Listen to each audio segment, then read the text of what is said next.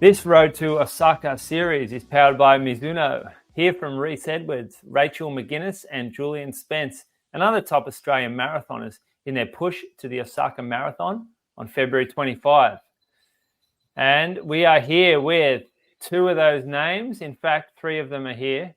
We've got Reece in Melbourne, Rachel in Ballarat. Welcome, team. Thanks for having us. Rachel, quick question just off the top of my head. Where do you stay in Ballarat when you're at work? Oh, so the hospital put me up in a house on Ascot Street North. It's not very nice. Oh, that's a shame. It's pretty old. But they just give you accommodation? Yeah, because like when I come up here to work, they give me accommodation. But yeah, it's like it's not too bad. It's a share house, so there's usually other people staying here. Do you have to pay any rent at all? No, so I shouldn't really complain. But other places, when I locumed up in Albury, Wodonga for a while, and they put you up in the Quest, so you get your own suite in the Quest. That's pretty nice.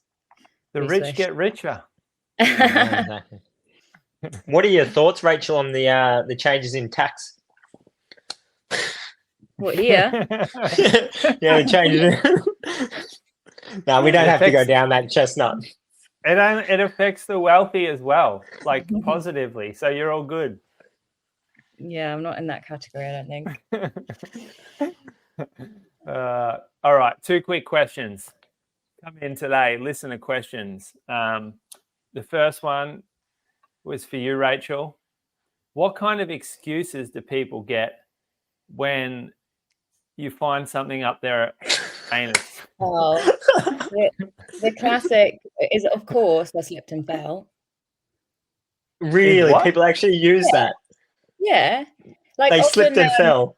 Yeah, like a common thing that people have come into emergency departments up their butt is like the end of toilet brushes, and often people say they like went to the bathroom, they were naked and like went to sit on the toilet seat and missed and like landed next to the toilet seat, and instead of like the toilet brush just like bouncing off part of their butt, it went right up there. So the number one object is toilet brushes. That's number one. I know someone that I didn't see this patient, but someone saw someone with a tennis ball up their butt, and they said, right, so they were playing tennis with one of those, those machines that fire out tennis balls. No.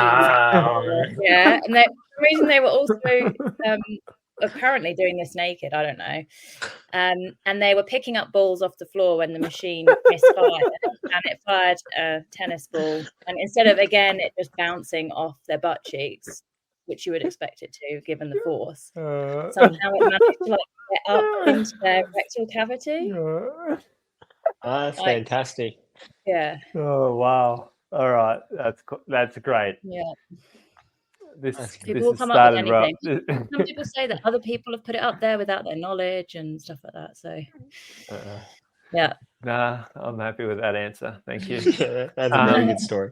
The second one, Reece, slightly more serious, but not that serious. Why don't you work in private practice, not in a hospital? Because I just kind of fell into where I am. So when I moved over to London, and I just got a job in kind of brain injuries. So then when I came back to Melbourne, I don't know, I just fell into it. It's kind of nice to be out. So like if you're in private practice, there's a lot of like just lower back pain and running related injuries. And I love running related injuries, but sometimes it's nice to go to work and it's got nothing to do with running for an entire day. So sometimes it's nice to be out of the running bubble, which I feel like private practice, you're not as much. It's a private hospital though, isn't it, where you work? Yeah, so it's a private hospital. We have like public agreements as well, but we get all the TAC patients. So people who are like any motor vehicle accident or anything that happens on the roads will end up coming through us for rehab. So, and if you ever do neuro rehab or brain injury, it's so interesting. Like some of the stuff when people are in what we call post-traumatic amnesia, like some of the things they do, it's great fun. All right. Well, next one to Rachel. Why are you going to be a sports doctor? That's hopefully the plan. I'm going to sit the exam later this year. So in Australia, you have to be a permanent resident before you can sit the exam. So I got that a few months ago, and then you have to pass the exam before you can get onto the program. So yeah, exam later this year, and then hopefully progress to interview. So that's why I'm doing the stuff with the soccer team at the moment to try and Yes, lovely. onto the program. So did you go to an Australia Day ceremony to celebrate your No, you only resident- get that if you get citizenship, not permanent residency. Oh, what's the difference? Citizenship, so permanent residency lasts for 5 years, but you can like quite easily renew it. You get all the same rights as a citizen, apart from you don't vote, and I think that's pretty much it. But you're entitled to Medicare, and you're allowed to leave and return to the country as many times as you want. But for citizenship, you have to have permanent residency first, I think, and you have to sit the citizenship test. So you have to like study about Australian history and stuff and pass that. If you get married to an Australian, are you automatically a citizen? No. Oh, well, You still have to pass the test. I think so. Yeah. I don't know. You can correct me if I'm wrong. Well, I don't know. I imagine you might have looked into that. No, I got my permanent residency without like having to go down like the partner route. So because I got it like as a sponsored one. Doctors. Yep.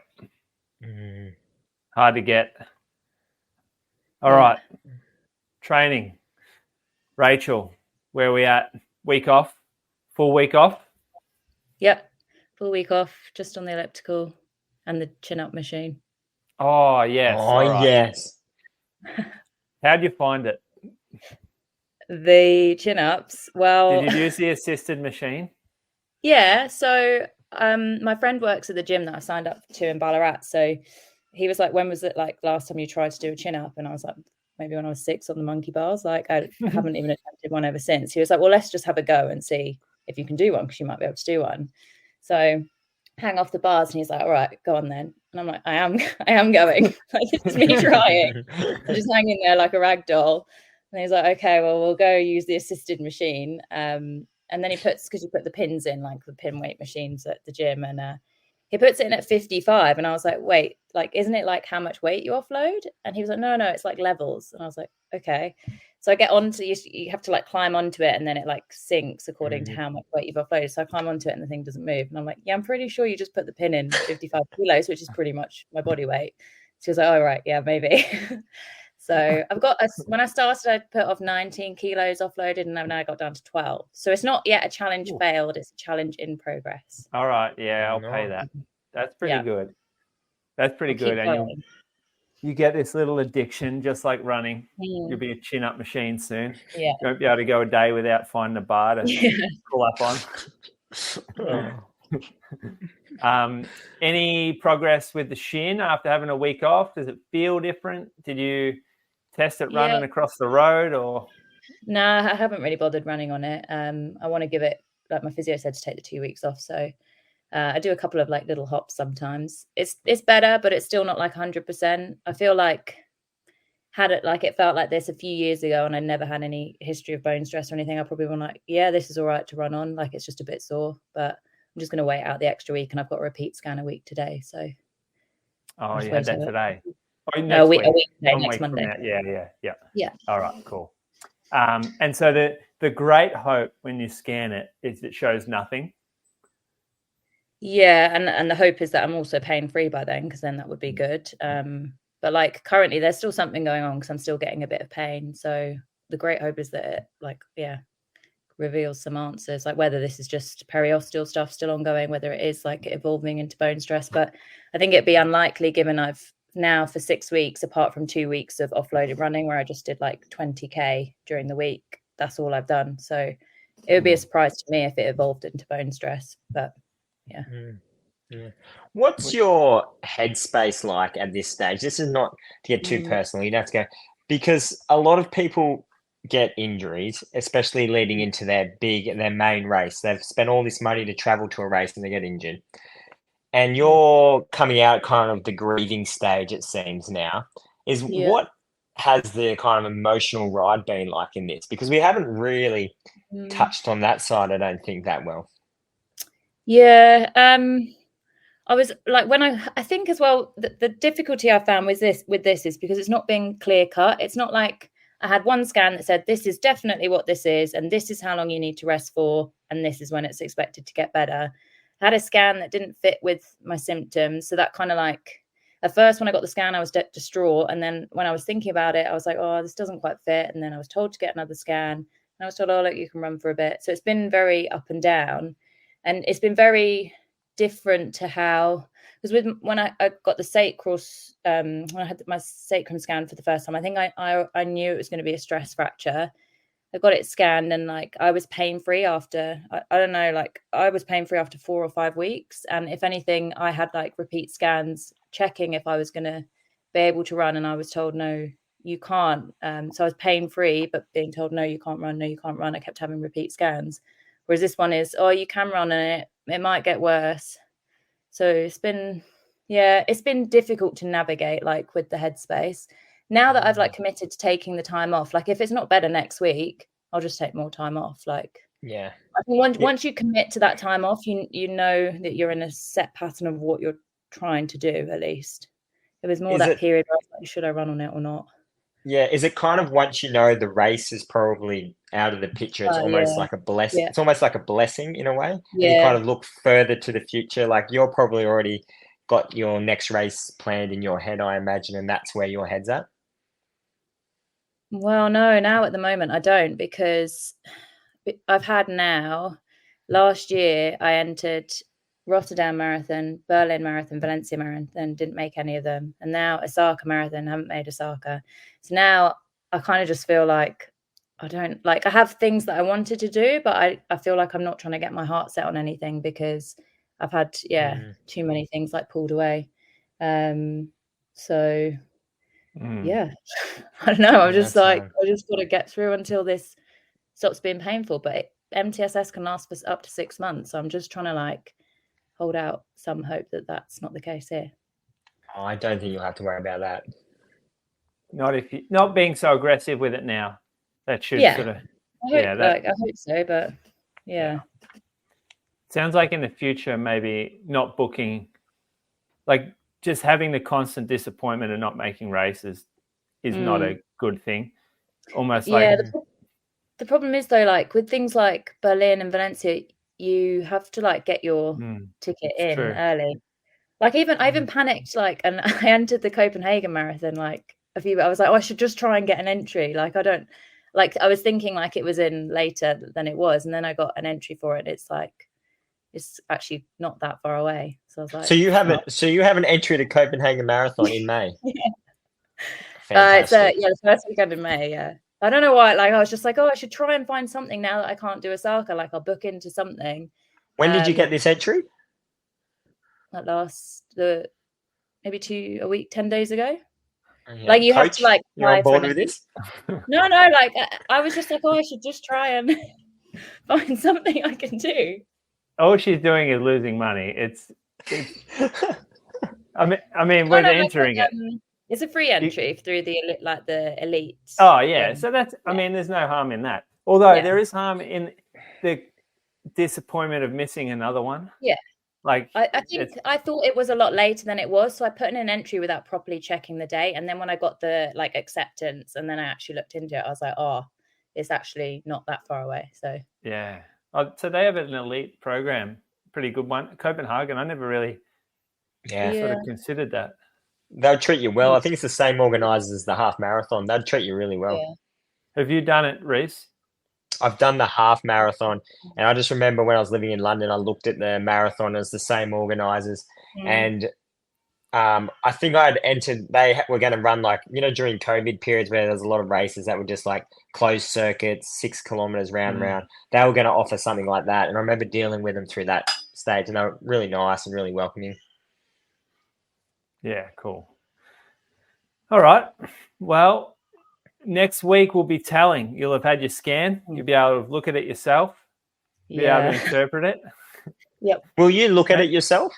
Oh, straight away. Like as soon as I get out No. as soon as I get out the machine, I ask the radiographer that has the screen up. I'm like, do you mind if I look at it? And if they're a friendly one, they usually say that's fine. And if not, then they say, oh no, patient confidentiality. And I'm like, it's fine. Is reading imagery that black and white that you can go in with no bias and you're not going to catastrophize what's happening? Yeah, like I'll be able to see if there's any like worsening edema on like the spot that they thought was the fracture before. Like I feel like I'll be able to see that. Do you reckon if you see the spot, it'll make you feel like the spot's worse? No, because I'll have like my opinion of how bad I think it is before I see it, right? And I'm going to be correlating it with that. So you think she shouldn't look at all at the scan, Reece? Yeah. I mean, I'm not a doctor. I'm not a sports doctor, but I actually wouldn't want to know that information personally. You never looked at any of yours, like when you had your sacral stressy last year, you didn't look at it? I never even had the follow-up scan that you're having. I went 2 weeks pain-free, and I sat down with the sports doctor, and we decided to go that he'd trust me in reloading without having another scan just in case because we're like, you've been absolutely symptom-free for 2 weeks. Let's just not bother and just go off symptoms. Trusted you, the sports doc. Yeah, mate. I'm a trustworthy figure when I'm in uniform. Doesn't have access to your Strava by the sounds of it. He actually does follow me on Strava, so. All right, question for Rachel. When you're a sports doctor, will you follow your patients on Strava to check in on them, make sure they're doing the right thing? No, I don't think I'd like routinely follow every person. But if there was someone that like I already followed, for example, then I'd maybe have a little cheeky look to see. Then I'd probably have all my patients doing what I did and putting stuff on private and yeah. All right. Well, yeah, we'll talk next week. You can give us the report from the scan. We can match it up to the actual radiologist report.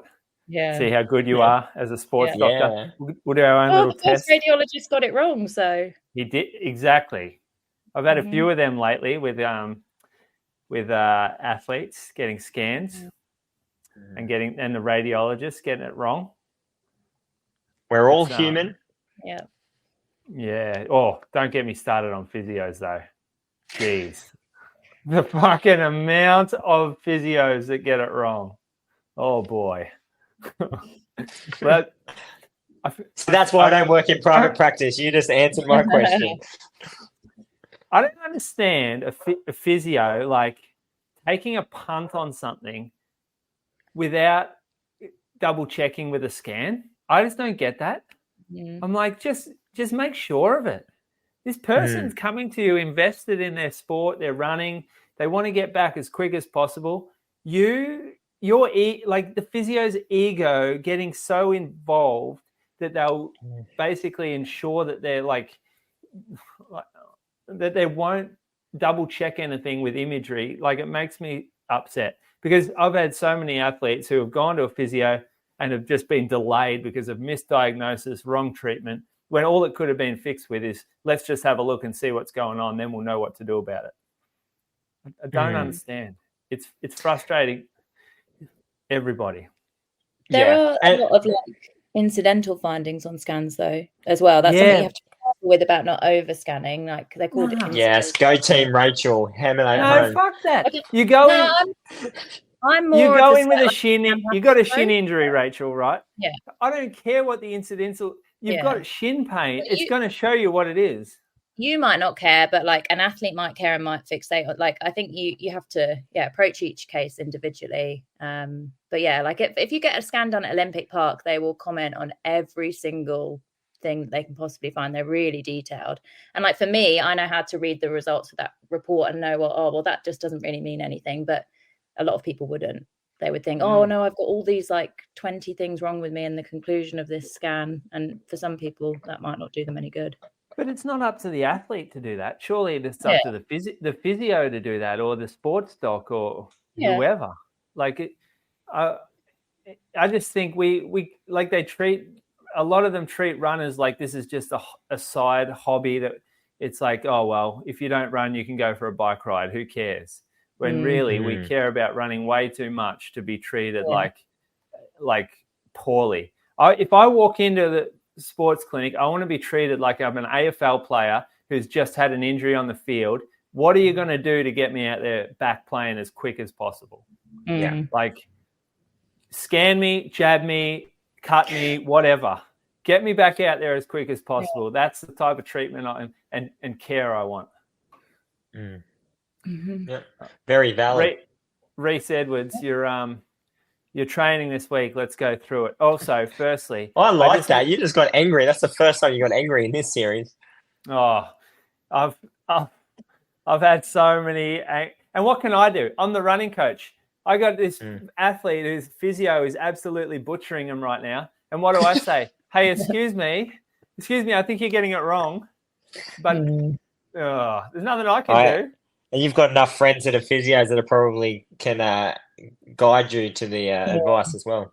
Yeah, well, a couple, but most are shit. Most are typical physios. Like, running coaches don't get anything wrong, do you? You guys are perfect. I always say I'm probably the best physio that I know. I was going to say, if you want a physio, go get a running coach. If you want a dietitian, get a running coach. If you want a personal trainer, get a running coach. If you want a motivational speaker, get a running coach. What else can you guys do? Yeah, I'm not disagreeing with any of that. Yeah, you don't have one, Reece. Exactly right. I know. Reece. All right, Reece. Here we go. Okay. Firstly, I just clicked on your Strava. It says here underneath your name, professional athlete. Talk me through this, because if anyone's a professional athlete here, it's Rachel, not you. Okay. No way. According to Strava's rules and regulations, you're false. That's incorrect, mate. So if you win one of the UTMB World Series events, so if you win Ultra Trail Australia or Tarawera or something like that, that gives you professional access to something. So when I won Tarawera, it came up. For real? They just did it automatically for you. Yeah, because if you go through the things, it says like top 3 in like one of those trail races, and it just changed someone sent me a message one day. They're just like, "What are your 2 things mean on Strava?" I didn't even know what they meant, and I was like, "Oh shit, I got full access here. Got full subscriber and everything." Ah, there you go. Because I actually got word that you were sending them an email every few days asking for it. Yeah, well, mate, your contacts are terrible.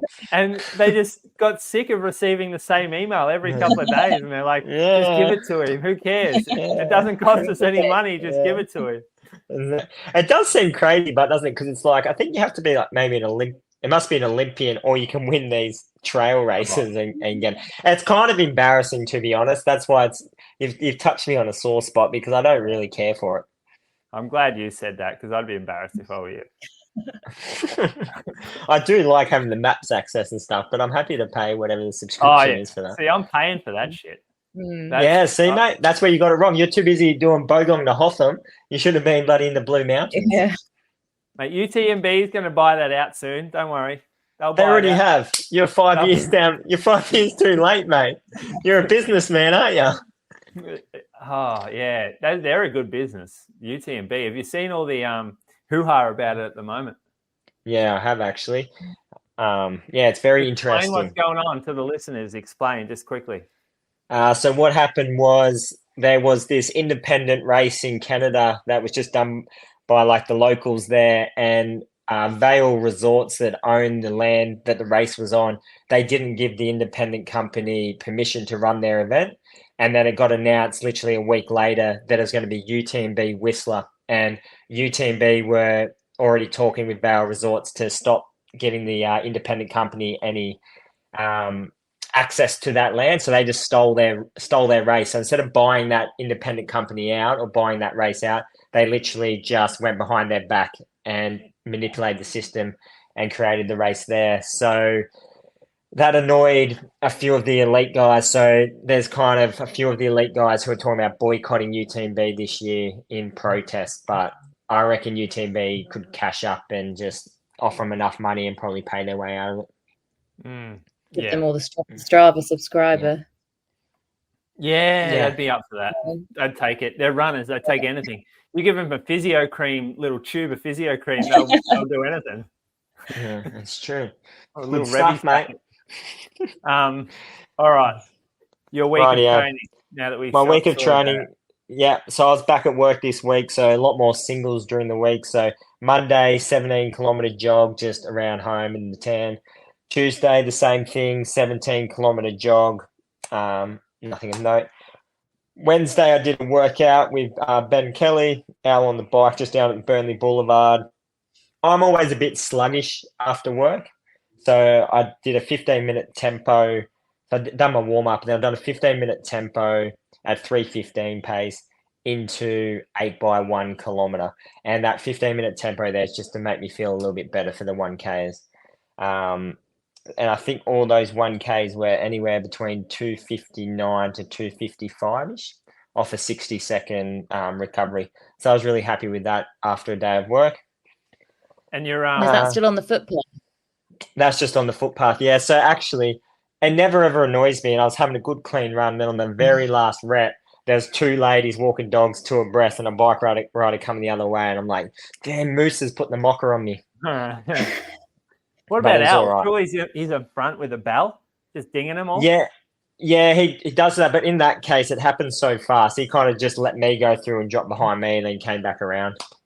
Yeah. Right. Yeah, now you've hit 1.02 for a couple of them. Oh, I reckon as it got a bit harder, we dropped back to 1.01. There's even one at 1.00. Yeah. Yeah, so this is worried. At this point, he was worried. So, yeah, Al was just like, yep, you're up. So I was just stopping my watch. I wasn't as pedantic because normally when I'm by myself, I'm a bit more pedantic. But, yeah. After everyone ripped into me about my 1.02, I'm like, fine, I'll just stop my watch when I get told. So you run this with another Ben Kelly, run together? Yep, so Ben did the 15-minute tempo and then he did 4x1K. He called it with 4 to go. He's coming back from an injury, so it's not that he couldn't have done the whole thing. He just called it halfway. So instead of doing 8 at a slower pace, he could do 4 at my pace and then just call it. All right. Not like what you would consider a traditional sort of marathon type session, is it? I also don't really have time on a Wednesday after work to do a marathon session. Fair enough. So, yeah. And I'm just going to back in that I do enough on the weekends and that my history that the distance doesn't worry me.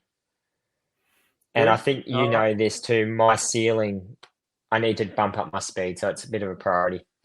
Yes, we talked about that. You've mentioned. Yeah, so yes, that's my priority more so than doing longer stuff at the moment. As I say that, things get longer in the week. Thursday, 16K easy after work, and then long weekend. So Friday morning is our Mango Boys session. I'm just clicking on it so I remember. Because Dave Ridley, sometimes with these sessions, it's like an algebra equation trying to work out what the hell the actual session is. All right, that was one of my things for you. This is a weird session. Yeah. Go. So, tell us what it was. So the session is 20 kilometers just steady. We just kind of run along the bay. We chat. We have conversations. I think we average 3:57s or something like that. And then we swap shoes. And then we went into. Now I've put marathon pace there. Dave's sessions have like an AET or something that I don't understand. They just end up being around my goal marathon pace, so that's why I put marathon pace. Anyway, the session is 5 minutes mara pace, 2 times 800 meters fast, 5 minutes mara pace. Hold up. Yeah. Sorry. You got to give us rest here. Otherwise... I'm trying to remember what the rest... 90 seconds. So so it's 5 minutes mara pace, 90 seconds easy jog, 2 times 800 meters fast, 90 seconds jog. 5 minutes marathon pace, 90 seconds jog, 1,200 meters fast, 90 seconds jog. 5 minutes marathon pace, 90 seconds jog, 1,600 meters fast. 5 minutes marathon pace, 90 seconds jog, 1,600 meters fast. It's a mouthful. And you lap your watch for this. So I lap my watch for that, yeah. How do you... I wouldn't be able That's to got to remember be put in. You've got to put that in beforehand. Yeah. I'd be going off beats. It's not. No, I don't do that. I don't use that feature. Why is it so weirdly complicated? Like, why? So it's pretty much 5 minutes at like a tolerable pace, and then you go a bit faster. It's just changing of pace. But then there's 800s, 1200s, 1600s. Yeah, just changing our pace, mate. It's all about variability. I reckon there's a bit of overcomplication to this one. And but you know what? I actually won't disagree with you. And when I see it, I'm just like, so this is a Dave Ridley special. And I agree. I do think it's overcomplicated and you don't need to be. I would have been more than happy to do 20K steady and then roll into 3x10 or something like that. You've run the paces. Let's roll through your marathon paces first. We got 307. We got 307. We got 308. And we got 308. Now, that's good stuff there. Then we got the faster ones. 251, 252, 3 minutes, 255, 251. Yeah. Very quick for the fast stuff. 3.7 marathon. What's that? 209? No, that's, I can tell you now, 307 is 211.30. Is it? Not that that's my goal. I just remember the previous Olympics when it was 211.30, it was the qualifier, and I remember thinking you have to hit 307s. Shit. So what's 210? 210 to 305s. Oh, yeah. Geez, 2 seconds blows it out, doesn't it? Per K. Yeah. Crazy. Yeah. It makes such a difference at that kind of level. When you're missing a few K here and there, it just blows it out. Yeah, exactly right. You have, a 7K bad patch of just blowing up by 4 seconds and you're going, huge drop. Tell us how you felt in this. Yeah, so the 5 minutes, and so this is what you're kind of getting at. 5 minutes at marathon pace, because I had good legs in this session. So 5 minutes at marathon pace isn't really long enough. Like it felt fine. Like it's hard to know if that actually is marathon pace. It's my wishful marathon goal pace. Let's be honest. Yep. So I felt really good in that, and that's why the faster were a fair bit faster because the other paces felt so comfortable. But yeah, I had good legs and tried to pick the reps up throughout. The 1200 was into a headwind. That's why that one was a 3. Yeah. Yep. But no, very, very happy with that session. And I'm quite happy. It's probably just before Melbourne when I started doing some of Janine's runners groups and now doing this. It's the first time in a few years where I feel like my speed's starting to come along. So it's quite exciting. All right. Good. Friday, after that session, I drove up to Bright. So it's meant to be a 3.5 hour ride, but when you got a newborn, it takes 6 hours. Talk us through that a little bit. So it's just kind of, it was more so probably on the way home, but let's just kind of like, if you get a bit of, they recommend every 1.5 to 2 hours, you have to get the kid out of the car seat, change positions, you want to breastfeed, do all that. So say if you get caught in some traffic and, you're going 50 Ks an hour, you're jammed up, but you've gone nowhere for 2 hours, you still then have to get out of the car. It's not like you can just smash a Red Bull or a coffee and catch up on time. So it just slows everything down. And then, you go get to a service center, you need to change a nappy. All of a sudden, you've lost 45 minutes or an hour of a stop. So it was our first trip with a newborn like this. And it was very naive of us to think that you could just roll 3.5 hours away and not think it's going to take 6. So it was a very big lesson. So Port Fairy coming up. I think it's about 3 hours. I was planning on working all day Friday and driving down there after work. So yeah, we'll be fine. But yeah, travel has definitely changed. Mm-hmm. Yeah, Even, you wait till they start wanting to listen to kids songs the whole way. That's even worse. I would take a 3 times as long trip than the same amount of time listening to the Wiggles the whole way. Really? Oh, that's interesting. Because Yeah, I'm not looking forward to that then, because I could at least listen to my own music because he slept most of the way. Yeah, well, yeah, enjoy that. Yeah, Right. this rate. So you talk shit about the Wiggles now, but no, the Wiggles serve a very good purpose. However, Relentless Wiggles is hard. It's really hard. I know all the songs off by heart now. There's a few classics though. There's a few classics in there, like what's the good one? Oh, geez. Oh, mate, you got to say we're one. The what? Sorry. The cover of a Tame Impala song was it Elephant? Oh, that doesn't roll up on the kids' playlist. No, I was gonna, no. I'm thinking like Wheels on the Bus or something. Oh, yeah, that's a bad one. You don't want to, no. The one that I like is the one with Mr. With the chin. The chin. You know, he's got hairs on his chin. Jeez. My kid's not old enough. Nah, don't worry about it. Bad chat. Hairs on the chin. So that's your favourite? It's my favourite. Yeah, I'll get into that. So you've got up there. I want to talk about this Sunday run, or maybe it's a Saturday run. My bad. You've taken some segments in Bright here. You've gone out on a little bit of a hunting mission by the look of it. So yeah, that was on Saturday afternoon. So I think it was about 7 p.m. at night. Oh, we went for a walk and out and about. Had some souvlaki and a can of Coke, and I was just feeling good. And I needed to get a run in, and I did the same loop that morning. And I remember just thinking, it'd just be interesting to see if I move it along a bit, what sort of average pace you can do for that. It's just a bit of a trial of fire, and I went all right through a few segments. So you've gone up Mount Porpunka. Is that the summit that you reached? No, that's just like a little tiny. The summit's like a 15-kilometer climb. Oh, that really? was just like a street type thing. I think. What's it say the distance is? It was like 2K or so. Yeah. 1.5 average gradient, 8.4%. Yeah. That's a big gradient. Yeah. Yeah, and it was nice. It was like a little kind of just open up the lungs. I kind of like pushing up the hill. So it was nice. Was that like you start your run and then you just head straight up?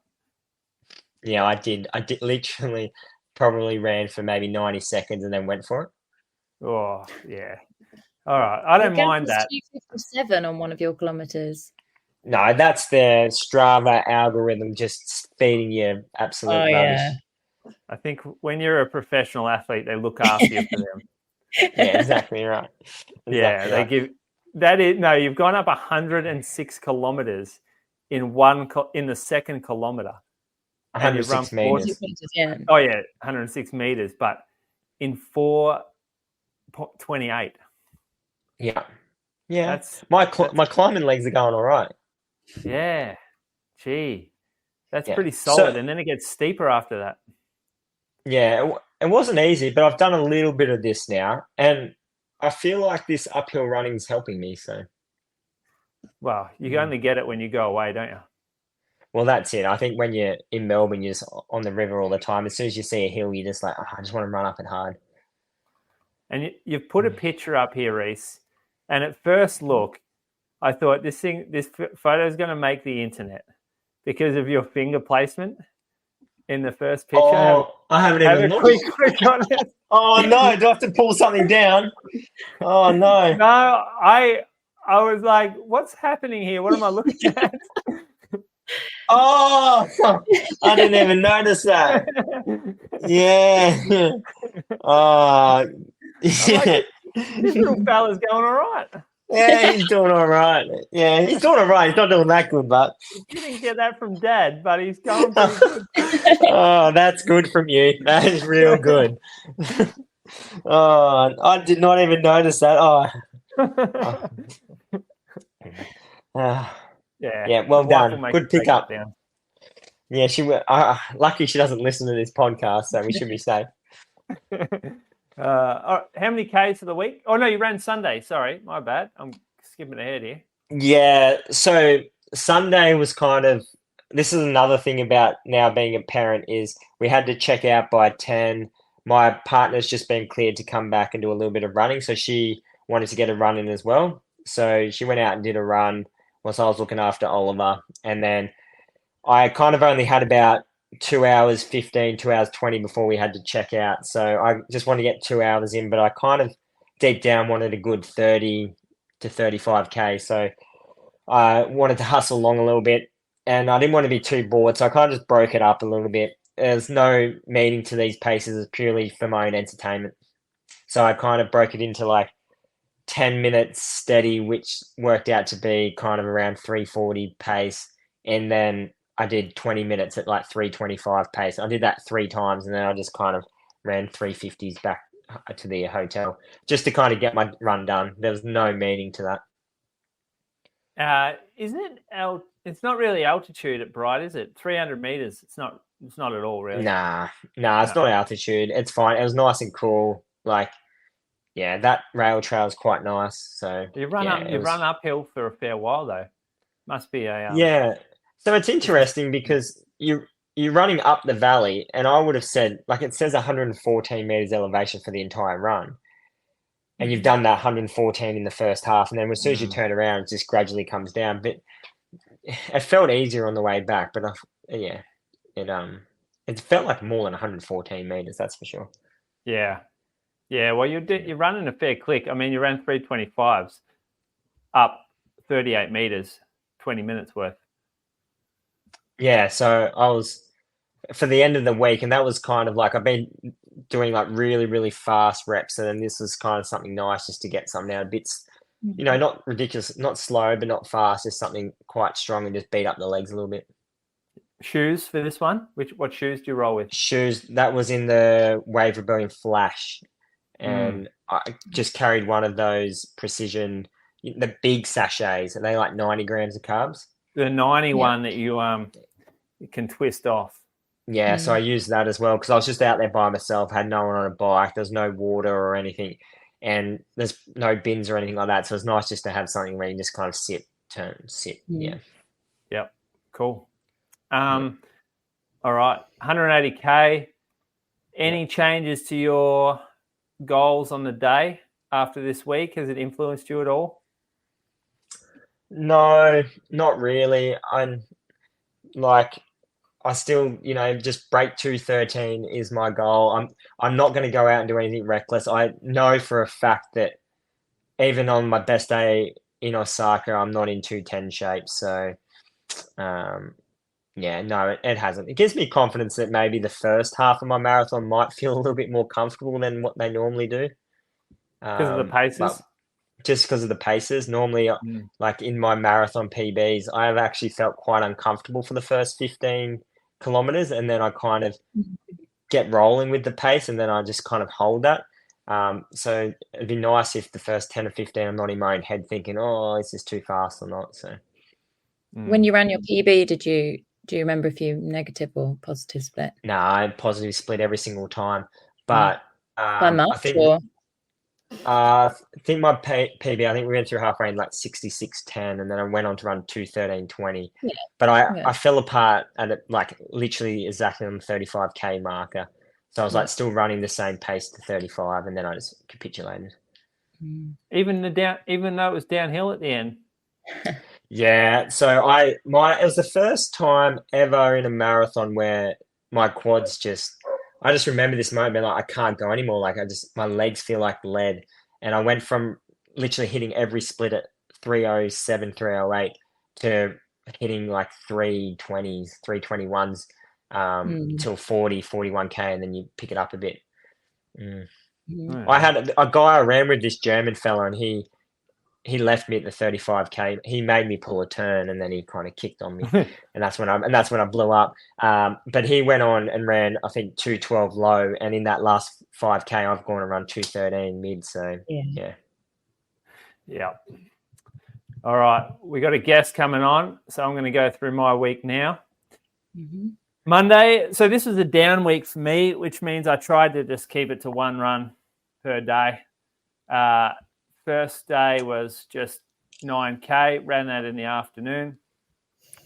Next day, ran an hour down in Aries. I had this week off work as well, which was nice. So I'd organised a week off from like a delayed week that I was supposed to have around Christmas.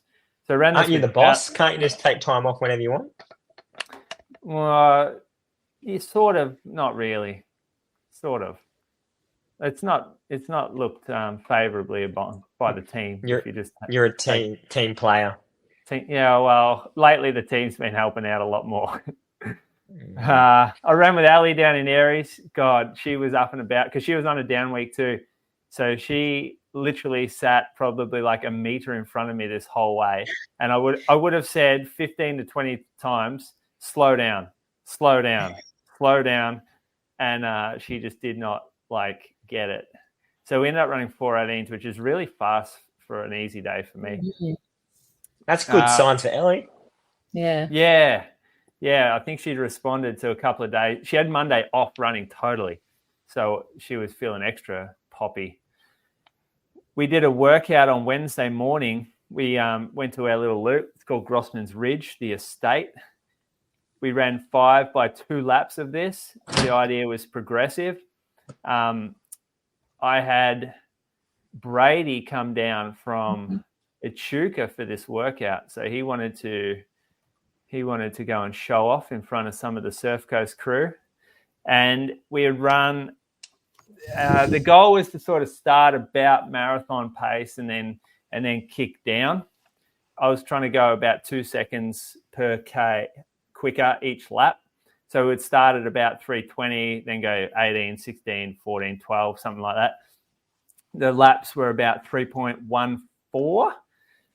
So not quite 2 miles, but not far off. It was relatively windy on this day. It's the windiest day we've had at Grossman's Ridge. It's saying on here it was about 20k an hour, which always feels worse than it sounds.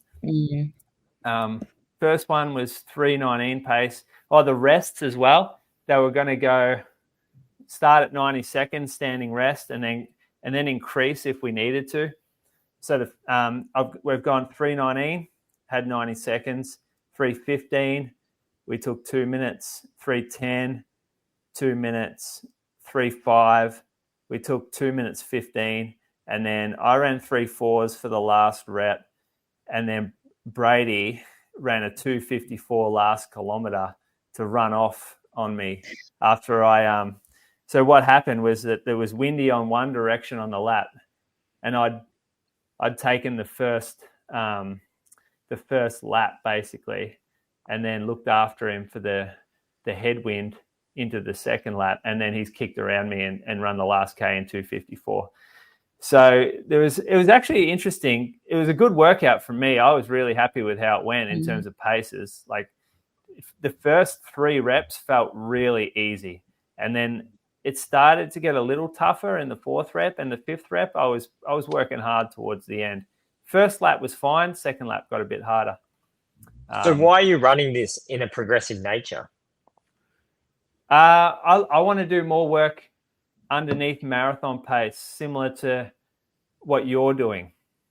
Like I want to actually work this. I want to be more around threshold and have, I guess, a tougher type workout than running 5 by 3K at marathon pace.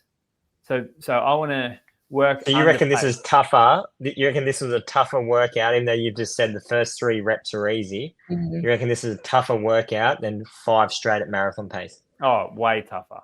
Way tougher. Yeah, for me it is. For me, like I live in marathon pace. That's my world. So anything underneath that gets quite difficult for me. Do you think 3:19 is your marathon pace? I think it might be a little quicker than that after these last few weeks. Yeah. I think if you can cut down that fast on that workout, like personally, I think you've wasted your time for the first 2 reps. Yeah, maybe. What do you mean wasting my time? It was a progression. You can't progress. You got to start a progression somewhere. Can you explain what's your fascination with progressions? Oh, I love the idea of practicing being disciplined early. That's a real thing for me. And as I get more fatigued and tired, having to work harder, that's just a real mental skill, I reckon, that some people don't have. See, you're very good at regression by the sounds of it. You just explained. You're the king of getting slower in marathons. Perhaps if you adjusted and you maybe like practice getting faster, then you might change race day. But it's also a test of discipline remaining consistent, I think. But I was going to say, the goal's not how much faster do you really want to go? Isn't ideally you want even splits? Wouldn't it be nice to have your first half and your second half very similar, not like a minute and a half faster? I think that's like on paper, that's probably how you run the fastest.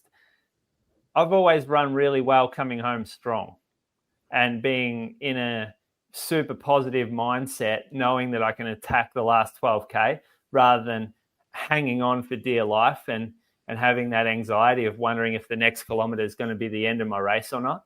Whereas if I change that a little and I can kick off from about 25K and start pulling people in and feeling really good, then that helps me perform better. And that's sort of like, ideally you can have that and negative split and then have an even split. I don't think, like, I did that at Berlin twice with big negative splits and I didn't run as fast as I could have. So I think I got that slightly wrong, but I was running with the women both times and I kind of just was committed to that pack. Whereas for this race, maybe I'll be a little bit more aggressive, but I still want to keep that mindset going in. But would you not practice these sort of progression runs in like your long run or something longer? Like 5x3K is not like a humongous session to be spending, 6K of it at like quite an easy sensation. No, I don't. This wasn't a marathon type specific workout, I don't think. This was a good threshold type workout, a little bit of VO2 max. This was speed endurance stuff. Like I don't call this a marathon workout. Yeah. So it's similar to what I've been doing where I do like a tempo and then I kind of do something faster afterwards. Yeah, well, I guess sort of. I mean, that 2K at the start certainly still plays a part in how fatigued you get. You can't just write it off. It's still 3:19s. Like, for me, that could well be my marathon pace. I don't think so. We've done a lot of progressions on long runs as well. Or not a lot, but we've done a few already. That's the one thing I've noticed of all you love a progression.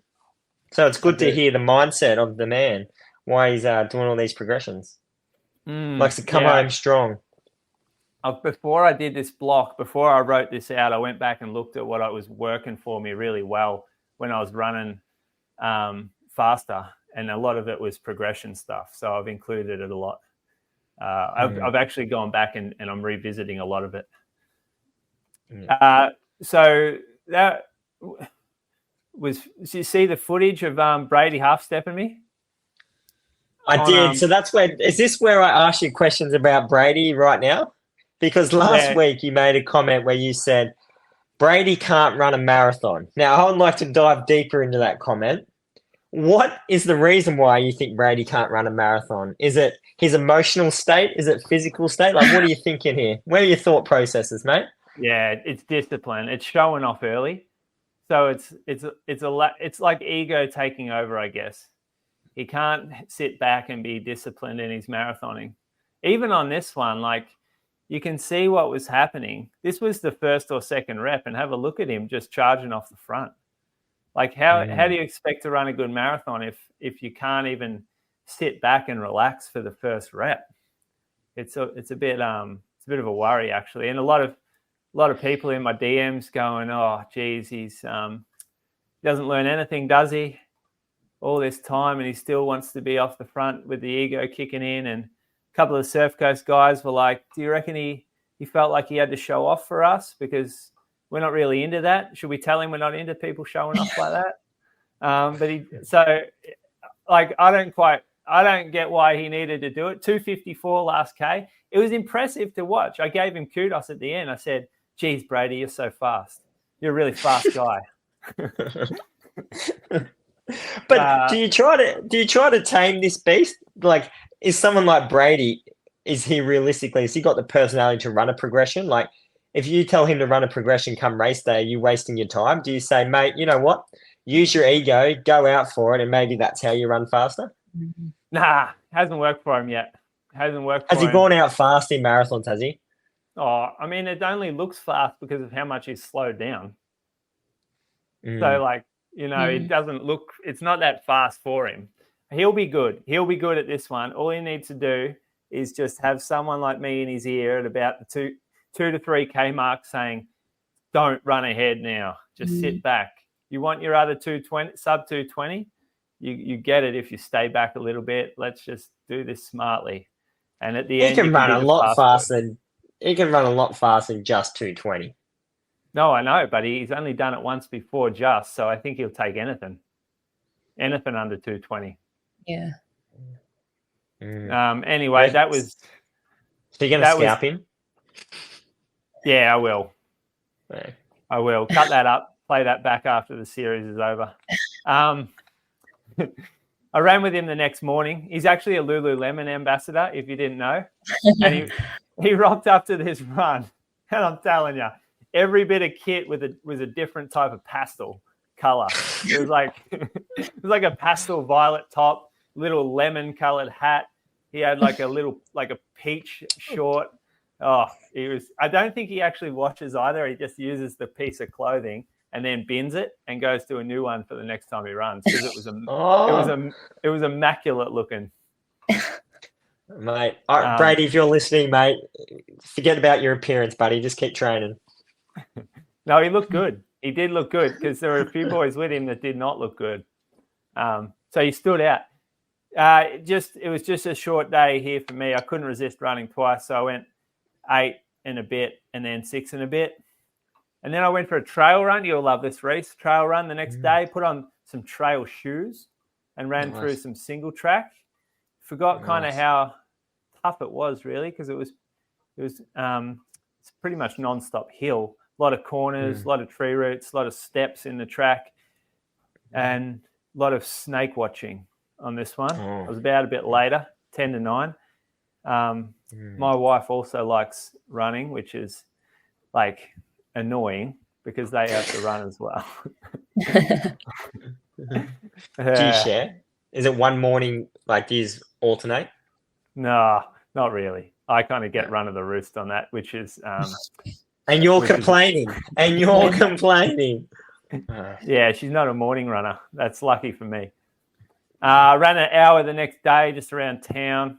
And then big workout Sunday. So you can pick this apart if you like. But we wanted to go 30K steady, and I wanted to make this really quite tough. I wanted to basically fatigue the legs as much as I could. I wanted to deplete to a degree. I wanted to start our workout in a state of fatigue and almost like with our legs, almost be sore and stiff and tired by the time we have to start running fast. And this 30K loop definitely did it. So you can have a look. How much elevation's in that? Yeah. Well, it's actually not that much. So it was only, I'm going to say, it was about 490, 480 or something. That's decent, mate. Yeah. But if this was on a road, that would be decent. But this was on like sandy fire tracks, and the sharpness. If you can kind of look at the steepness of those hills, proper steep. So on one of them was about 15% gradient, and then it backed up into another like 10% gradient hill, and then it kept climbing. And this was on sandy tracks too. So it was actually a really difficult long run. I know Matt Gunther finished it. He was just doing the easy bit. He said it's the hardest long run he's ever done. And we were moving on it. So I've run 4-minute K pace for that lap, I think, 4:01s. And that was, it gave us a gap of 350, but that felt like probably 320, 330 to me. And all of us were pretty cooked by the time we got back to the car. And then when the workout started, so we changed shoes, and we did this on Forest Road, which is a nice flat asphalt road at the top of the forest. And the idea was 2K steady. This was supposed to be about marathon type effort. And then we would take 2 minutes total rest. Then 1 minute hard. The idea was to go a bit quicker, like 5K type pace. And then we would take 90 seconds rest. And we would do that 3 times. So the first rep, 312, took 2 minutes. I was taking a little longer rest because I was letting the other group go, and I was catching them. And so I was like, it would give me something to chase down. So I gave them 10 seconds or so and then chased them down. And then, so I went 312, 3 minutes for the 1 minute. Then we turned around and we got a downhill. And so I ran 3-3, turned around for the uphill, which was 3-2. That was the hardest rep by far. And by this stage, I had proper bonked. Like, I was pretty fucked. And I was feeling a little bit like kind of slightly dizzy and my legs were totally beat. So the last rep, we got a kind of a half sort of uphill, I guess it was. I'm not sure. It's just slightly uphill. It was 3.5 pace. It says it's, oh, actually, I'm on the wrong. It was 3.8 pace. 3.8 pace, went up 6 meters, and then turned around and came back on a flat for 2:56 last K. And geez, I was happy to see the back of this. So it was 40K with 9K of solid running, and then 30K of a hilly tempo. And this one here was probably the biggest and hardest one of the block. That was a good session. Yeah. Yeah, these trails are tough. Like I rate that. Yeah. It was. I really like beating the legs up like that and then hitting the paces. I think it gives you feels of the marathon that just doing a straight 3x5K doesn't. Doing with fresh legs and feeling fine. Yeah. Like that first 5K is easy, whereas the first few reps of this feels like you've hit the 25-30K mark of a marathon. Yeah. No, that nothing to pick away at that. As soon as I saw that session, I was like, I rate it. I'll copy that one. Yeah, you would like it. I think you would like it down there. So 130K for the week or light week, and now we'll pick it up again. And just quickly, where's your head after that? Realistically, I know you're playing it pretty low key, no ego, la la la la la. Realistically, what do you think in the back of your head? Brady and you aren't thinking sub 220. You've got to be thinking going out in 68. Not six. What's that pace? What's 68? I don't know, 216, whatever that is, 315s or something like that. Maybe about that. We'll see how that feels on the day. I was thinking about that could be a good starting point. Maybe a little slower. It depends how the packs find itself. I haven't seen the field yet, but there might be women in there that want to run 217. So it could be perfect for us to jump in with them. That's true. Yeah. You could very well run a PB. No, I won't run it. I won't. I know you might not have the same volume, but your sessions have been actually pretty damn good. Yeah, we'll push these sessions out to the next one where I have a crack, but I won't go out fast enough to run a PB in this one. Like I won't risk it. But the next one, later in the year, maybe mid-year, that's when I'll have a crack. Yeah, nice. We have a guest. We're going to bring him in. Here he is. He comes from WA. Dean Menzies, welcome to the show. Hey, Moose. Hey, Reece. Hey, Rachel. How you doing? Hi. Yeah. So, Dean, Reece, you gone? I said to the guys before, I said, we got Dean Menzies coming on, and Reece says, who's that? I did not say that. Bullshit. My first thing, Dean, was didn't he scalp you at Sydney, Moose? Thanks, Reece. Appreciate that. I said he's gone under 220 4 times. You should know this bloke. He's one of our best marathoners. He's one of our most consistent marathoners. We are. We're a bit further away in WA. We're a different time zone. We might get forgotten about a little bit, maybe sometimes. I think that's happened, actually. I think that might have happened. Rachel, she knew who you were. She was straight off the bat. She said, yeah, Dean. That's a problem though, because you and Ben Chamberlain, he ran under 220 as well, didn't he? One time. Yeah, I don't know. He may not have done a marathon. He's done a quick half, half. He's more 5-10K. But he's actually moved to Melbourne recently. So, hello. Yeah, exactly. So you might see him on the cross country scene over winter. Oh yeah, how's the WA got a cross country course? Not much. They don't have. Yeah, we don't have too much of a. Our WA Marathon Club, like they run events probably every other week. That's probably the main form of competition locally, but that's probably why we come over to Sydney and Melbourne to have a dip and, race you guys. Yeah. So Dino, you've got a PB of 2:17:42. Now, significantly, you ran that at Osaka last year. Mm-hmm. So we're going to get inside your head tonight and try to work out how do we make Osaka a success? Like, talk us through that race last year. Yeah. So, you'd know the first half of it. Oh yes. It was cool the morning. So it was, I think, 4 degrees feels like 0. So it was really lovely in terms of temperature. Mm-hmm. We had about 20 km/h winds, so I think we had a little bit of breeze. The days, I think, before and after were a bit more still than that. So it meant that it was a little windy, and so I think trying to find some groups to run with were important. So I went out with Matt Fox, and there was an American guy. There's a few sort of people that sort of agreed around that sort of 69-minute through halfway might be about right. And there was probably about 20 of us that were in a group, mainly Japanese. There was probably a group maybe 30 seconds up the road through halfway. And then there was probably a big gap to Caden Shields. You would remember Caden Moose. And so I think he was trying to run around a PB, so sort of that 2:13 sort of pace. But there really wasn't. There was him and maybe 4 Japanese guys to run with, but there wasn't a heap of people around that sort of time. So I think he found it harder going, whereas for me, sort of running a couple of minutes further down the road, we were pretty lucky, and I ended up having someone to run with effectively the whole way. So we hit every split within 5 seconds of each other, and I think that made a big difference, because I think 35 to 40k was sort of into a headwind, so that was sort of a tougher part of the race.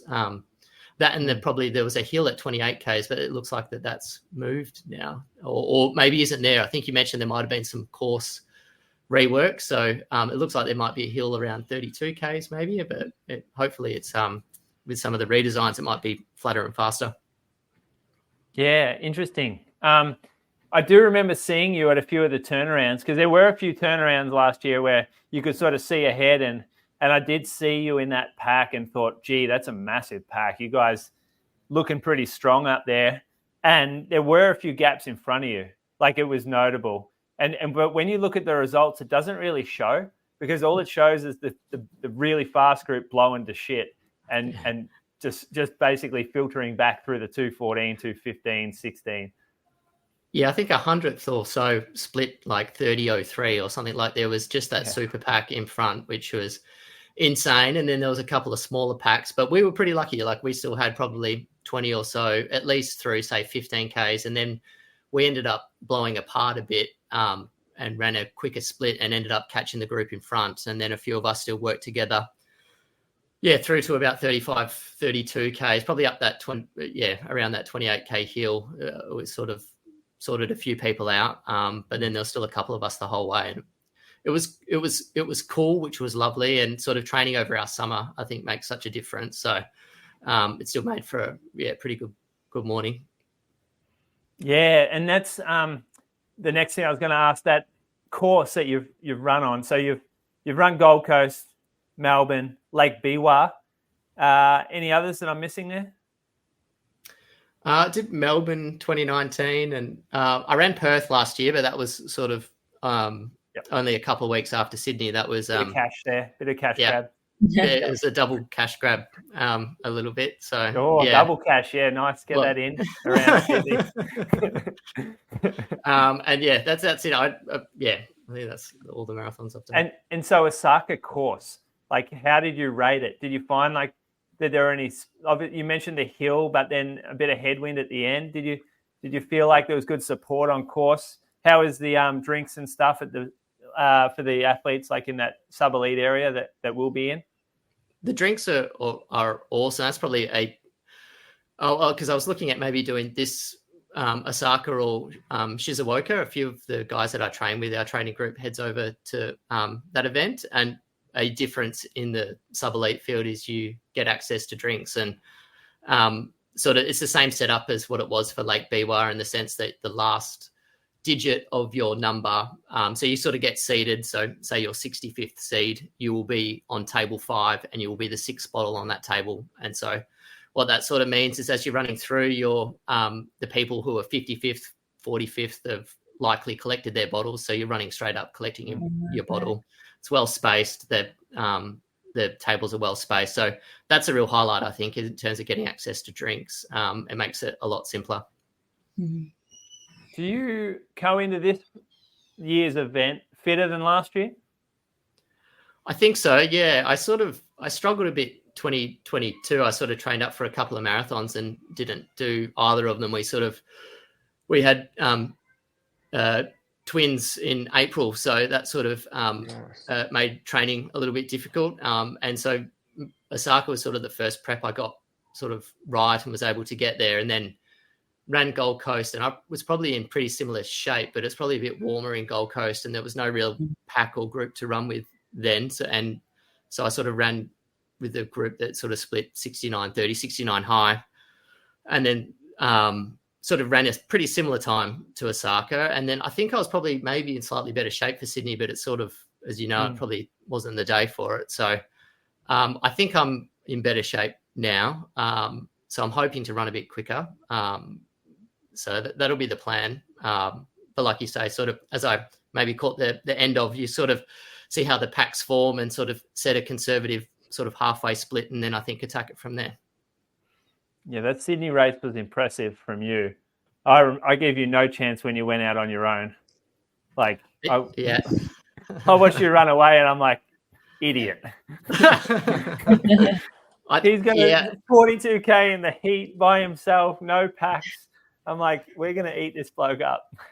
I thought you might be thinking that. And I think, though, the first 15K of that race is probably the most it was the coolest part of the morning. Like, I think it started moderately and then got hot.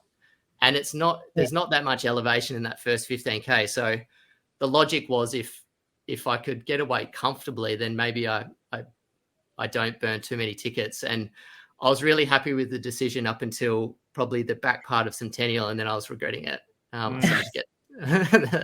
then I saw you and Tom basically halve the gap in the space of 5-10Ks, and I thought the wheels were about to fall off. But you did well.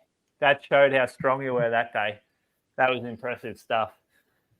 Reece, you're going to try to be ahead of Dean at Osaka. Got any questions for him?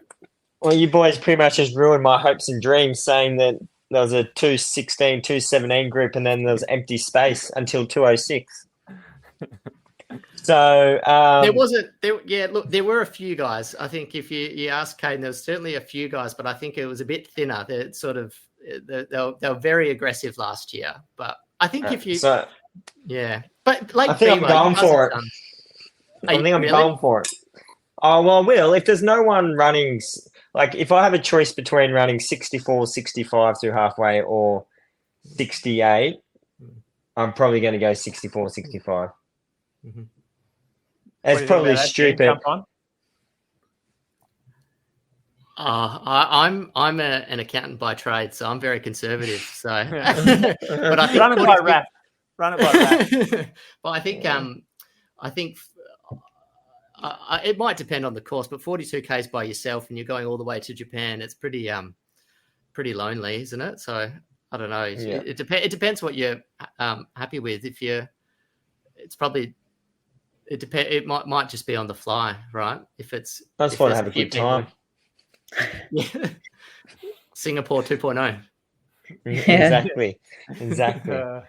But ideally it'd be nice if hopefully there's a few little packs. But I think that's the Japanese way, right? It's like, even though there could be 100 guys who run under 220 or more, it actually is, there could be 60 or 70 of them running at 206, 207 pace for the first 25, 30K. So it's actually harder than what you think to find a pack, isn't it? Yeah, I think it can be. When I raced Lake Biwa, that was a lot more spread out. There's a lot more packs. So I'm not sure if Osaka was a bit unique last year, but time will tell. You taking the twins over?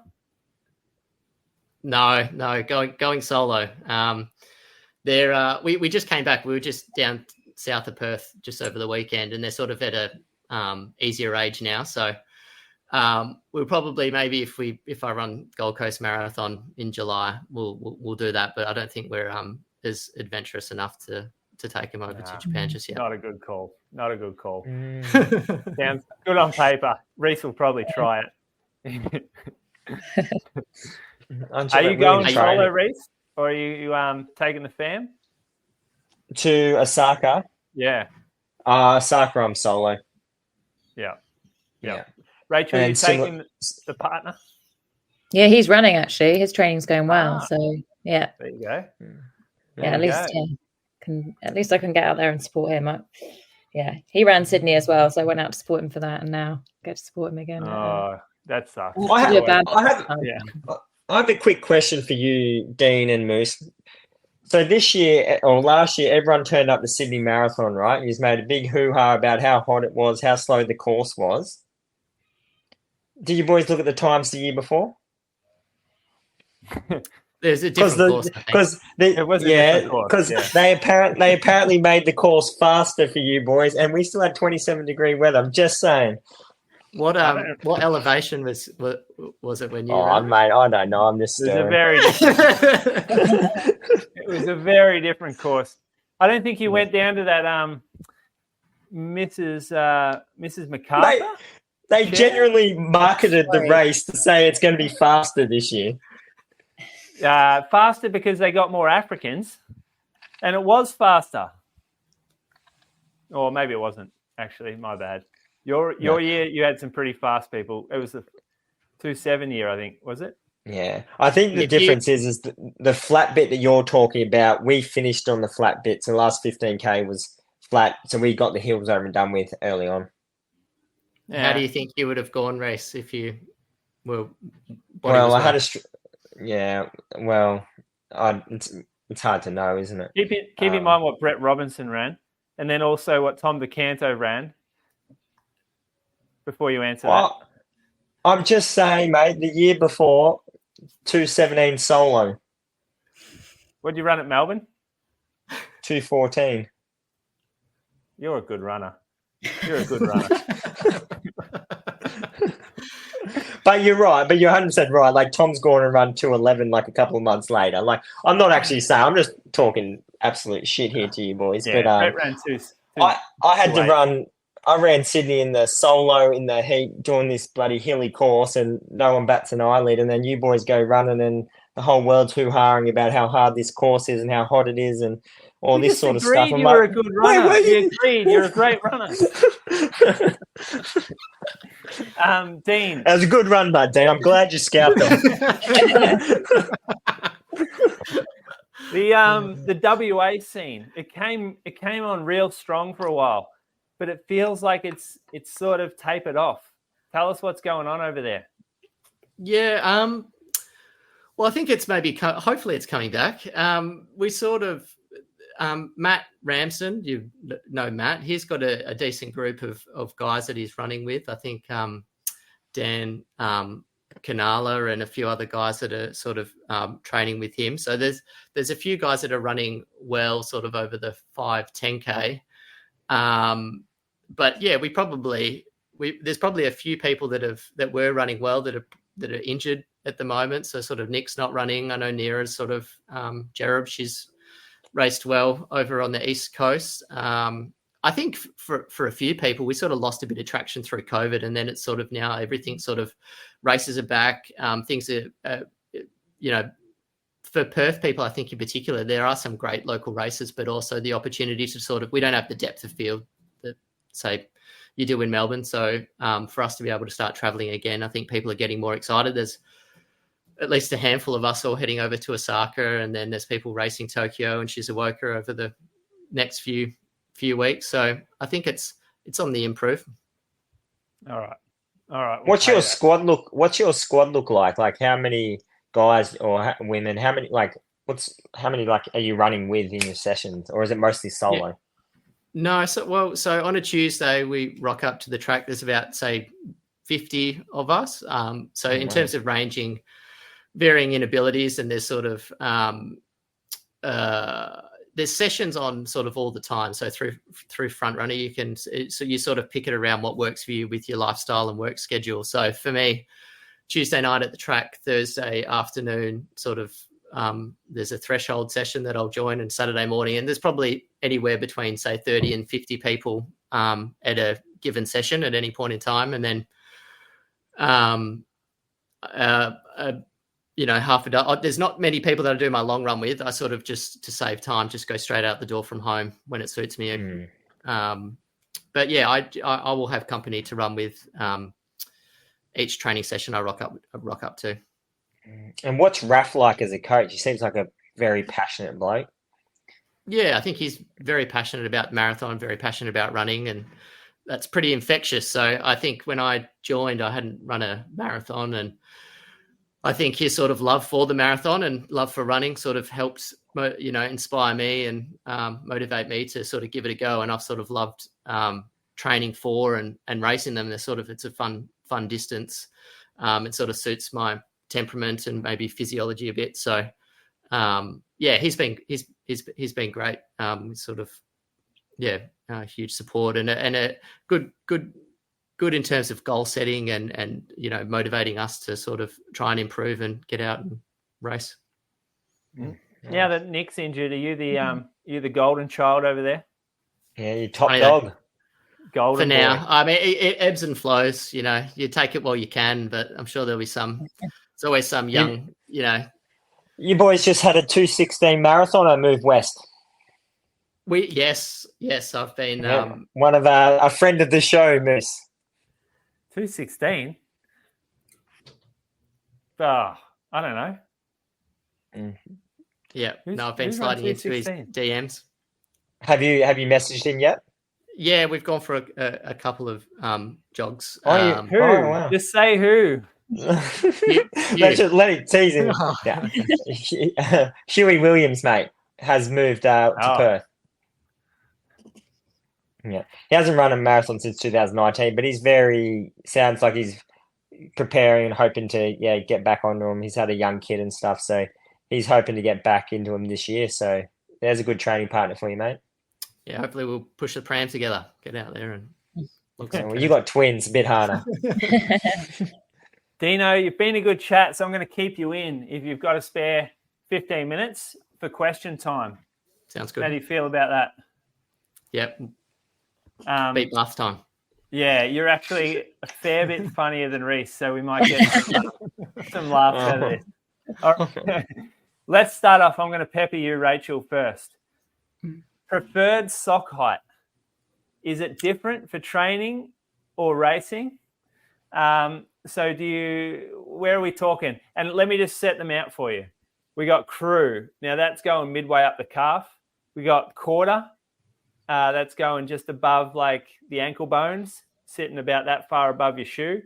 And then we've got no show, which sits down sort of shoe height. I'm going to go with D, none of the above. I prefer a short crew. So like up 1/3 of the shin. I don't like halfway up the shin because I'm quite short. So for me, that looks like just a bit ridiculous. Yeah, it is. Particularly if I'm like racing in briefs or something and it's just like briefs, like most of my leg and then just half of like the shin. So I like a short crew. A short crew. Yeah. Would you call it a mini crew? I've never thought about it before. Well, all right. I know that there is that style. I've left it out just not to confuse things, but good work. I actually like that as well. That's probably my racing height that I pick. Maybe a little bit less if it's hot. Dino, what about you? I used to, once upon a time, I know it's a Mizuno sponsored podcast. I used to run in like the universes. Do you ever run in? Yeah. Mizuno universes. Yeah. Yeah. And so what? Really? Yeah. They were my favorite shoe. And so less was more then. And so I would definitely go for little to no sock. But now I'm not so fast. So I'll definitely go medium crew sock, I think. Similar to Rachel. All right, medium crew. Brand of choice? Steigen, I think. Yeah. Or Steigen. Rachel, brand of choice? If it's not Mizuno sock, then I'd probably go Features. Yep. All right. They got different thicknesses. You're a thin, medium? Like a medium. All right. Reece, you have something eclectic to give us, I bet.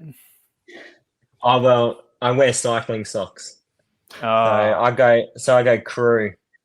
High. High. Just the ones I wore at Melbourne, MAP, the cycling brand. Yeah. That was a pair of MAP crew socks. Is there a reason that you prefer them over a running brand? Just they're nice and thin and breathable, and aerodynamics. Aerodynamics is exactly right. There's literally thousands of running socks that are thin and breathable. Yeah. Well, there you go, people. Go to your cycling store to get your running socks, not your local running store. I remember buying, when I was mountain biking, when I was injured, I bought some MAP socks.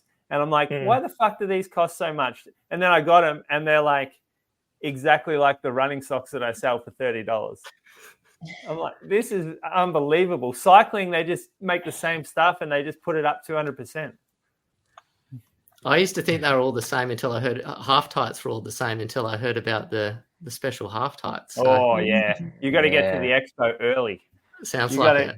Yeah, I wore them the other day, and I remember thinking this is a different half tight on. Really? Yeah. Really? What size do you wear?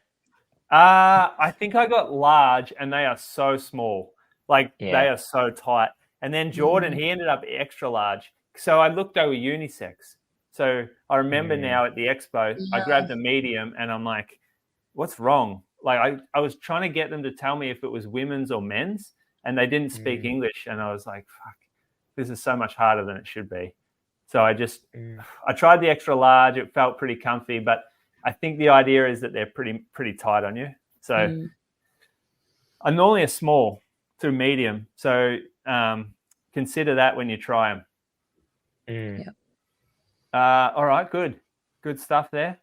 Next one. I'm going to just roll down a few here, get through. There are some good ones, but we've covered them already. Some of them are a little bit too specific to the person asking it. Oh, they're asking for personal advice, are they? Yeah. If you believe, you can achieve. All right, I'm going to ask Dean a training-related question here. Well, it's not really a training. To improve, where'd it go? I've done them all out of order. It was about, what are your thoughts on influencers providing running advice on Instagram to beginner runners? So I'm going to ask Dino that one first. How's the influencer culture over in WA? Growing pretty quickly. I think it's enough that it gets spoken about a bit on long runs. Good.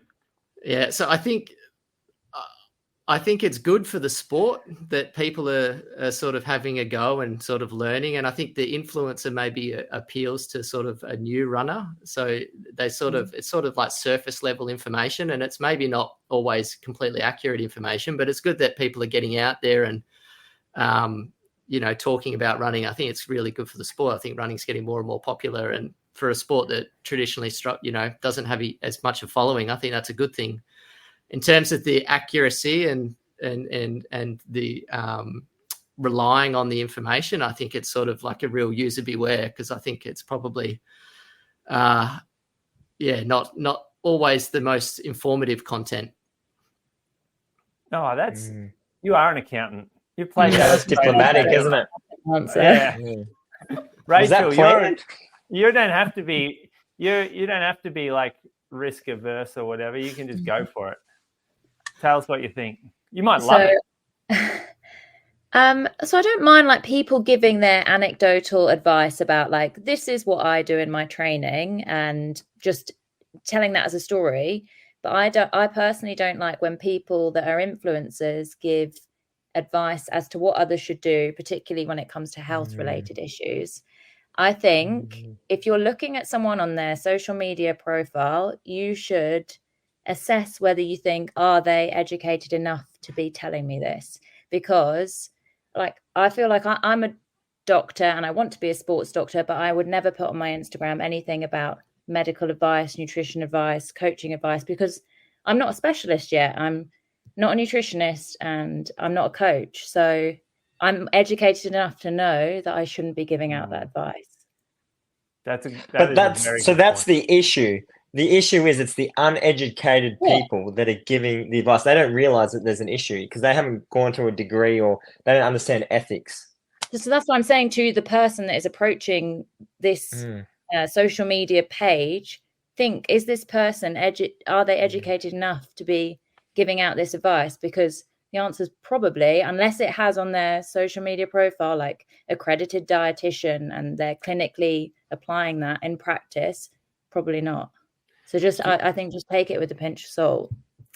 One of the things that I've learned is that if someone has time to make long, jazzy, really clean Instagram content about their job, they're probably not very busy.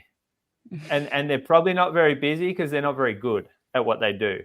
The people that are really good at what they do are busy doing what they do. They don't have to make content for the internet. They don't comment on posts.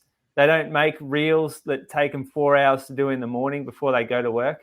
They actually just go to work and do what they do because they're good at what they do. It's the ones that don't jazz up their Strava with videos and. Oh yeah. Oh, actually, that might cop some heat soon, but that's not from me. Reece, what do you think? You'd be a fan of that. You spend a bit of time on Instagram. I think Rachel absolutely nailed it. It's just kind of like the people giving this information. A lot of the time, they're not qualified. It's I look at running influencers a bit like a running coach giving physio advice. Well, in that case, I'll start taking notes. All right. I see influencers for me, like they are good for our sport because they bring attention, especially when they're popular ones that do it. However, it makes sometimes you want to stick a fork in your eye when you watch it. I think Rachel nailed it where I think it's all right if you're out there just telling your story. Like, this is how I'm trying to achieve it. This is what I do. But if you're not qualified to give out your nutrition advice or like dietetic advice or injury advice and things like that, then maybe hold back on that. But if you're just telling your story, then it's okay. It's good to watch. And let's be real. If you go and pay for physio, half of them are just guessing, giving the wrong advice anyway. So you might as well just take it off instantly. Mate, it's taking you 2 minutes to get that jab back. This is a question that came up from last week's show, and I haven't actually it's not a listener question, it's just me to Rachel. How quickly after you got off the show did you go and find some footage of you running to see if you're a heel striker or 4-foot striker? Very quickly. I can confirm I'm a 4-foot striker. A midfoot, sorry. Please share some footage with us so we can videos if you like. I even got my partner to cross-check it. I was like, can you just check this for me? Because I'm pretty sure I'm not a heel striker here and I've got some accusations coming from my coach. Runners just hate being told that they're not a perfect 4-foot striker. Who's the American runner Abdi Abdurrahman? Oh yeah, the Desert Cactus or something. Yeah, he is the biggest heel striker ever, and he's like a 4 or 5 time Olympian. Yeah, there's nothing wrong with heel striking. Nah, Rachel, there's nothing wrong with it. Don't worry about it. I'm not worried about something I don't do. Dean, you're a real toe runner, aren't you, Dean? If I remember correctly. Oh, I don't know. I don't know. I think the Alpha Fly ones helped me quite a bit, which I would have thought, might suggest I'm is that a bit more of a heel striker, I would have thought. But you hit that, I don't know. You're a bit too far in front for me to tell. We'll see. I'll see you at the turnarounds in Osaka, and I'll yell out when you breeze past me towards the back end. Yeah, Moose is talking himself down. Far out. It's the best way to be, I think. Yeah, it is true. That's all part of his strategy, I think. Yeah, it is. He deep down he knows he's going sub 215 here. I think there's a lot of Look at him. He's even trying to hold back a smirk. That is so fast. I can't do that. If you run under sub 215, you are another level of athlete. Sorry, Dean. Just Reece and I, mate. Just Reece and I. One day you'll get there. One day you'll step up. Hopefully. All right. That'll do for the questions. I'll save some for next week. One thing I'm going to do before you go, Dean, I'm going to get this in. This is our mid-read. Complementing the Wave Rebellion Pro 2 is the Wave Rebellion Flash 2, combining Mizuno's performance foam with smooth speed assist technology and a nylon plate. Sitting in that do-it-all category, the Flash suits up-tempo jogging, tempo sessions, and faster long runs. Thanks for bearing with us through that. Dino, you got yourself a pair of those Rebellion Pros. You sponsored by a company? I'm not, but I have. I was lucky enough to be sent a pair of the Rebellion Pro 2s and enjoyed them. I think I enjoyed the first iteration as well. I think I really love the grip on them. I found in terms of the tread, they grip and rip really nice. So yes, do enjoy them. That's for sure. Yep. Mizuno, they know how to nail a outer sole. That's one thing that they are very good at, that grip. That first one, it was exceptional. You're right. All right. Well, let's call it a night. Firstly, Dean, what do you got this week? What's your big sessions coming up? I think I've got a marathon specific session on Saturday. So I did something similar to you, Julian, on Friday, just gone in terms of 3K repeats. I think I've got something what paces? Similar on Saturday. They weren't as quick as yours. So I think you've got me covered. Wow. Your coach... I wasn't reaching maybe quite as hard though, I think. So yeah, you should have seen Brady. Does your coach give you the session? Does your coach give you the session before the warm up, Dean? No, so we've sort of got it mapped out, maybe say 4 weeks in advance through Training Peaks. 4 weeks in advance. Yeah, Moose. When your Surf Coast guys turn up, when do they find out about their session? Well, on Wednesday it was before we started warming up. So before the warm up, that's nice of you. Yeah, you know what it does? It limits the amount of complaining and bitching and negotiating that I have to deal with all through the week/month. So I've decided now to get rid of that. They get the workout. All they have is 20 minutes to consider it. And by that stage, they're committed to it. So we changed the thinking a little bit about it. I'm enjoying it. I think the athletes are enjoying it too. No mental stress, worrying about it at night when I give them a hard one. Sorry, Dean. Don't reckon that? No, okay. You don't reckon they're sitting around all day thinking, "Oh, geez, should I have a pasta for lunch, or are you working out in the morning or afternoon?" Like, you'd ruin their entire day. I tell them the amount of work they got, the total volume of the session, and then I'll tell them potentially, like this Wednesday, I said you got a fartlek on Wednesday. But a fartlek could be 40 k's in distance, or it could be 15. It's Wednesday. They go to work. They know what they're in for, basically. Okay. Yeah.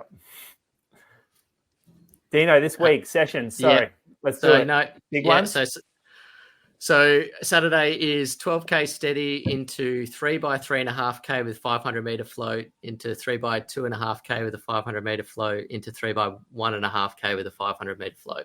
So now, please tell me you're progressing the paces through those intervals. I am. Yeah. Yeah, of course you are. I am. Yeah. You've got a good coach. Yeah. Why do you progress those paces? Tell me that. Oh, I just do what I'm told, really. I'm just a good see, there's no reason behind it. He doesn't even know why he's doing it. It's a stupid formula. We had a big argument before about this. I don't know if you necessarily need to, do you? Yeah, you do. Yeah. Just Raf's a good man. Raf's a smart fella. You do what you're told, and everything will work out well, as it already has in your career. Well, apparently it hasn't until I've run under 2:15, so I got work to do. Exactly right. It's the too much progressions, mate. Rachel, you've got one more week of rest. Any chin-up plans this week? I'm just going to keep plugging away at the assisted chin-up machine. How many times a week do you hit the machine? Twice? No, 3 times, because okay. Try to give it a day. I mean, I'm doing because my goal is to just do one. So I'm doing as heavy as I can manage, but very small amount of reps. So it's only I'm only there for a couple of minutes trying it. I should probably do more upper body stuff to try and I was thinking you need a training program for this. Yeah, I might. You need to do like some rows and lat pull downs. Yeah, it's hard because I'm doing all this bloody calf stuff as well. So fit it all in. I've got so much rehab stuff to do at the moment, but just keep plugging away. You're not running though, so you got all this time to fill in. Well, I've picked up extra shifts. I'm doing 4 shifts this week. Oh, yeah! Wow, business class to Japan? No, I don't think so. Hopefully, so I can take the time off when I'm back running. Yeah. Oh, yeah. Pro athlete life. Yeah. Reece, what's going on with you this week? Back to work?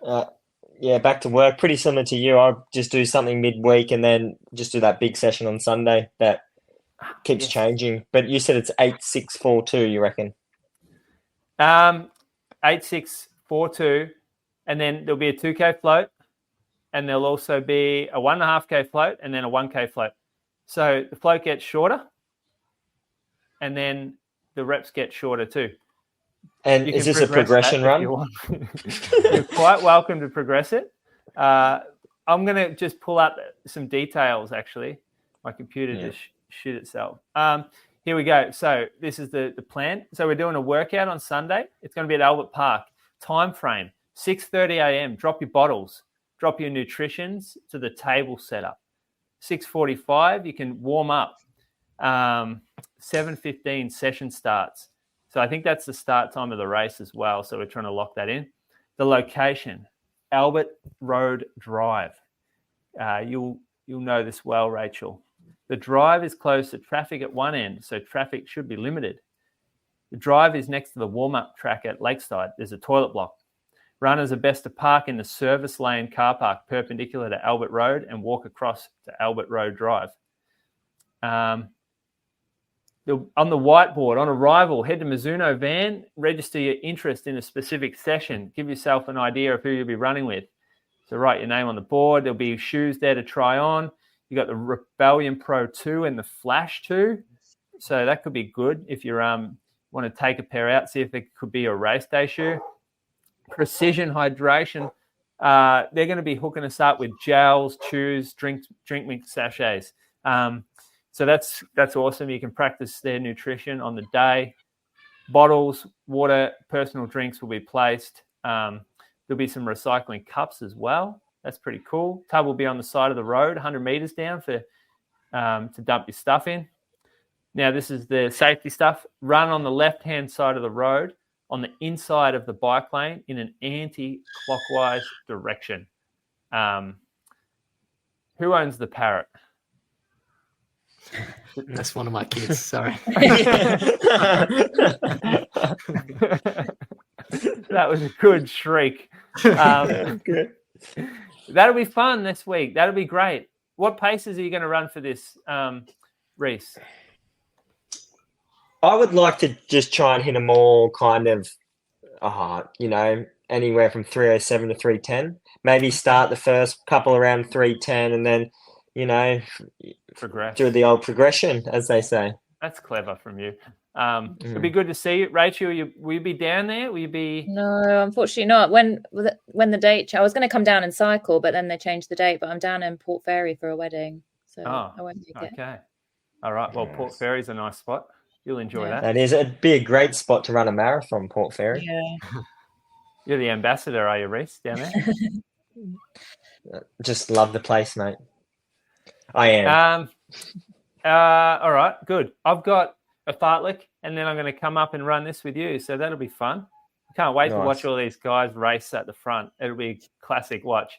We should put a tape up just to see who can win. We should, actually. I'll enjoy it. It'd be good to see people race. Yeah.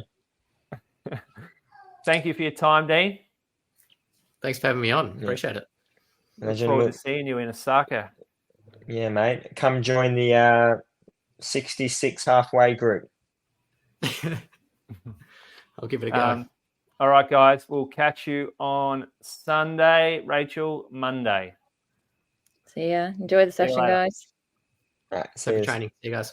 The Inside Running podcast, Road to Osaka series, is powered by Mizuno, committed to making marathoners faster for now and the future.